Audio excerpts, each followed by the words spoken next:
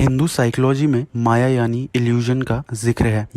ये मानी जाती है। माया ये दर्शाती है कि गॉड भगवान एक अल्टीमेट हाइडमैन रियलिटी है और सत्य भी। इल्यूजन या माया ही हमें जीवन की साइकिल में बांधे रखती है। एग्जाम्पल, हम बर्थ लेते हैं, देन पढ़ाई करते हैं, जॉब करते हैं, देन शादी, बच्चे, बुढ़ापा एंड देन लास्ट में मौत। क्योंकि मौत ही परम सच है। होल लाइफ रियलिटी तो है बट परमानेंट नहीं है, क्योंकि हमें लास्ट में मरना ही है। वो कहावत है ना, लाइफ इज टेम्परेरी और डेथ इज परमानेंट। इसी साइकिल में माया हमें बांधे रखती है। हमें इल्यूजन से निकलने के लिए आत्मज्ञान होना जरूरी है। भगवान तक पहुंचने के लिए हमें सही नॉलेज और रास्ते की जरूरत है जो हमें ले जा पाए माया या इल्यूजन के बाहर। हमें माया का कॉन्सेप्ट समझने से पहले रियलिटी और इल्यूजन के बीच का डिफरेंस समझना होगा। अगर मैं आपसे बोलूं कि आपको माया और रियलिटी के बीच में किसी को चूज करना पड़े तो आप क्या चूज करोगे? कमेंट्स में बताओ। कुछ लोग कहते हैं कि इल्यूजन वो है जो परमानेंट नहीं है बट रियलिटी में है, एंड रियलिटी वो है जो किसी का परसेप्शन नहीं है जो एक्चुअली में है। और कुछ कहते हैं कि इल्यूजन कुछ झूठ सा है बट उसे हम नहीं जानते। ये झूठ कोई जादू की ट्रिक भी हो सकती है। ऑथर कहते हैं कि मेरी ऑब्जर्वेशन के अनुसार दो टाइप्स की रियलिटी होती है। वन इज फ्लक्चुएटिव रियलिटी और second one is perceived reality. ये वही रियलिटी है जो हम एक्सेप्ट करते हैं और परसीव करते हैं, जिसमें हम बिलीव करते हैं। लाइक माइथोलॉजिकल स्टोरीज, हमें उनके बारे में पता है कि ये इंसिडेंट्स कभी हुए थे बट हमने कभी उन्हें होते हुए नहीं देखा। A perceive reality can also be a illusion or lie, but at the same time वो हो रहा है तो इसीलिए हम उसे परसीव कर रहे हैं और कर पा रहे हैं। ये इल्यूजन तब कहलाता है जब हमें पता होता है कि इसके उलट कोई दूसरी रियलिटी भी है। एग्जाम्पल, मैजिक शोज में जो होता है, जो भी ट्रिक्स परफॉर्म की जाती है इन फ्रंट ऑफ ऑडियंस, वो हमें पता होता है कि वो ट्रिक्स हैं, रियलिटी नहीं है। ट्रिक्स हो तो रही हैं बट वो रियलिटी में नहीं रहने वाली। जादू में वॉलेंटियर की गर्दन तो कट रही होती है but back into our heads हमें पता है कि पर्दे के पीछे कुछ तो ट्रिक परफॉर्म की जा रही है जिससे वॉलेंटियर बचा रहता है मरने से। इल्यूजन तब तक इल्यूजन रहता है जब तक हमें पता है कि इसके उलट कोई रियलिटी है। एग्जाम्पल, आपने कई सारी मूवीज में देखा होगा कि चाइल्ड अडॉप्टेड है। जब तक उसे पता नहीं चलता कि वो अडॉप्टेड है तब तक उसे अडॉप्टेड माँ बाप भी असली लगते हैं, बट जब उसे पता चल जाता है कि वो अडॉप्टेड है तब वो अपने असली माँ बाप को ढूंढने लगता है। उसकी प्रीवियस लाइफ अब उसके लिए रियलिटी ना होके इल्यूजन है। इल्यूजन एंड रियलिटी की रिलेशनशिप उस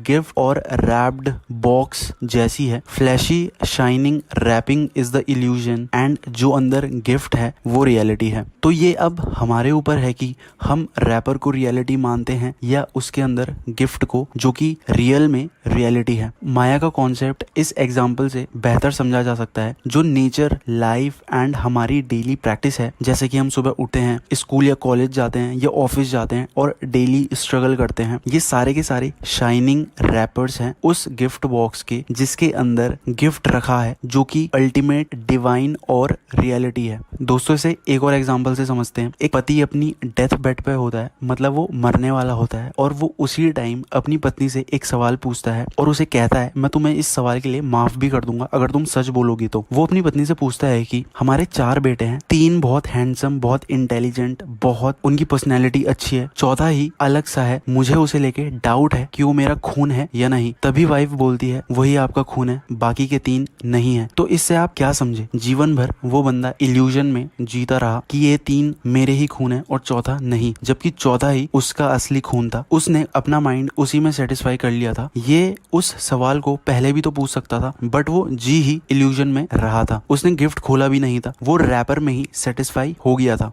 जिसके पास एबिलिटी है गिफ्ट बॉक्स का रैपर खोलने की, उसे ही गिफ्ट मिल पाएगा। रियलिटी इल्यूजन जैसे रैपर्स की लेयर में चिपकी है और इन्हीं रैपर्स को अनरैप करना अपने आप में बहुत बड़ा टास्क है, और इसी कारण सेल्फ रियलाइजेशन करना इतना भी आसान नहीं होता। जब आपको सेल्फ रियलाइजेशन हो जाएगा तो समझ लो आपने इल्यूजन की रैपिंग को अनरैप कर दिया है। Maya is also portrayed the goddess of illusion. Hindi mythology में माया 5 वाइसेस यूज करती है एज अ टूल जो मनुष्य को रियलिटी से दूर रखते हैं। वो टूल है sexual indulgence, anger, pride, grid and attachment. जब तक मनुष्य अपना जीवन जीता है वो इन सब चीजों से दूर नहीं रह सकता। हमारी लाइफ ही भगवान द्वारा ऐसी डिजाइन की जाती है कि हम इन टूल्स के बगैर नहीं रह सकते। मनुष्य को सर्वाइवल के लिए इनको इस्तेमाल करना ही पड़ेगा। पैसा और फेम ही हमारा स्टेटस डिसाइड करता है, जिसके कारण इंसान की ग्रीडीनेस बढ़ने लगती है। अपनी डेली नीड्स,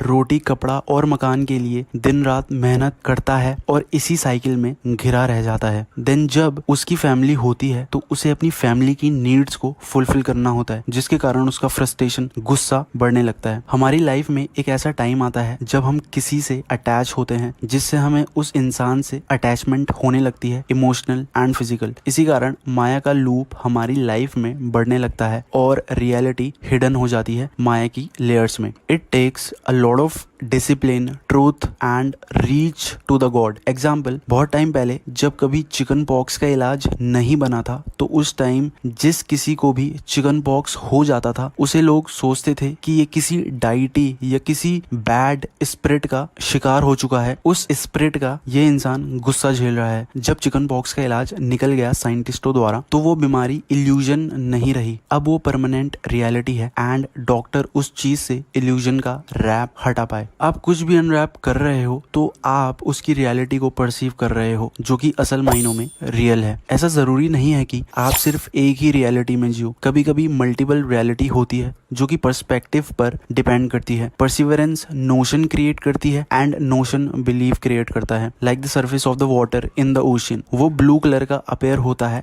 बट जब उसे हाथ में लेते हैं तो that is no longer blue in colour, वो तो स्काई का रिफ्लेक्शन होता है। Blue is a illusion, if we go close it is colourless in reality. और ये भी एक बात नोट करने वाली है कि जब तक हम ओशन के किनारे खड़े रहते हैं तब तक हमारे सिर्फ पैर ही गीले होते हैं, बट जब ओशन के अंदर जाते हैं तब हम बहुत सारे लिविंग बीइंग से आमना सामना करते हैं जो कि समुद्र के अंदर रह रहे हैं। वो अलग ही वर्ल्ड होता है। ये भी तो रियलिटी ही है ना। जब तक ह्यूमन का माइंड वंडर नहीं करता तो वो परसीव रियलिटी को ही रियलिटी मान लेता है, परमानेंट रियलिटी, क्योंकि उस टाइम हमारा बिलीफ सिस्टम इतना स्ट्रांग होता है कि हम उसी नोशन को परमानेंट रियलिटी मान लेते हैं। एग्जाम्पल, मान लो आप बहुत लंबे टाइम बाद अपने फ्रेंड से मिले, उस टाइम आप बहुत एक्साइटेड थे, आप बहुत खुश थे अपने फ्रेंड को मिलके, बट आपका फ्रेंड उस टाइम इतना ज्यादा खुश नहीं था जितने ज्यादा खुश आप थे। उसके इमोशंस कुछ और ही कह रहे थे, लेकिन आपको उसके बाहर के इमोशंस दिखे, उसके अंदर के इमोशंस नहीं दिखे कि उसके अंदर क्या चल रहा है, और आपने उसके बाहर के इमोशंस को उसकी रियलिटी मान लिया। क्या पता वो अंदर से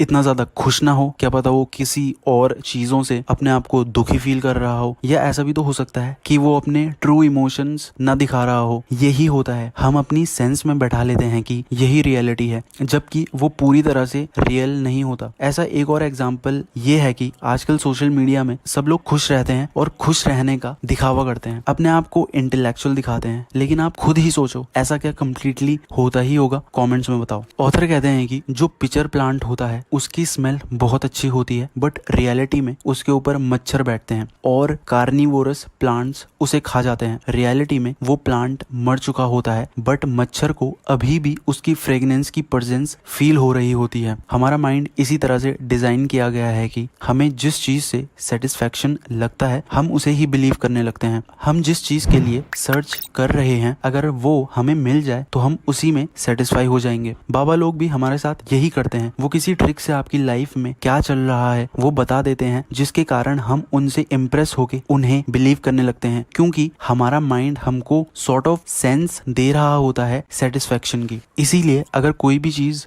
हमारे सामने प्रेजेंट की जाए तो हमें अपने आप से पूछना होगा कि क्या हम इससे संतुष्ट हैं या नहीं, क्या हमारा माइंड हमें सेटिस्फेक्शन का सेंस दे रहा है या नहीं। सेम चीज रिलीजन की टर्म्स में हमारा माइंड शट ऑफ यानी बंद कर दिया जाता है in the name of scriptures, rituals and भगवान के नाम पे। इसीलिए भगवान तक पहुंचने के लिए हमें इल्यूजन के रैप को हटाना पड़ता है एंड ट्रू रियलिटी हमें तभी मिलती है। हमें बस अपने माइंड को सेटिस्फाई नहीं करना होगा, जो कि टेम्परेरी बेसिस पे हो जाता है टेम्परेरी चीजों से। ये याद रखो, रियलिटी एग्जिस्ट करती है, ये आप तभी रियलाइज कर पाओगे जब आपको पता होगा कि इल्यूजन टेम्परेरी है एंड किसी झूठ से कम नहीं है। जब आपका माइंड उस इल्यूजन इल्यूजन से डिससेटिस्फाई हो जाएगा तभी आप रियलिटी को अनबॉक्स कर पाओगे इल्यूजन नामी रैप्ड गिफ्ट बॉक्स से। नहीं तो हम हमेशा इल्यूजन को ही रियलिटी मानकर जिएंगे। एग्जाम्पल, जब आईफोन शुरू में लॉन्च हुआ तब उसको रेयर बंदे ही यूज कर रहे थे और यूज कर पा रहे थे और वो उस टाइम के लिए सेटिस्फाई हो गए थे। बट अब एज यू नो आईफोन हर साल उसकी न्यू सीरीज लॉन्च करता है। अगर आप उसकी न्यू सीरीज को उसी टाइम बाय कर लोगे तो आपको वो उसी टाइम के लिए टेम्परेरी सेटिस्फेक्शन देगा। अगले साल वो अपनी और कोई दूसरी सीरीज लॉन्च करेगा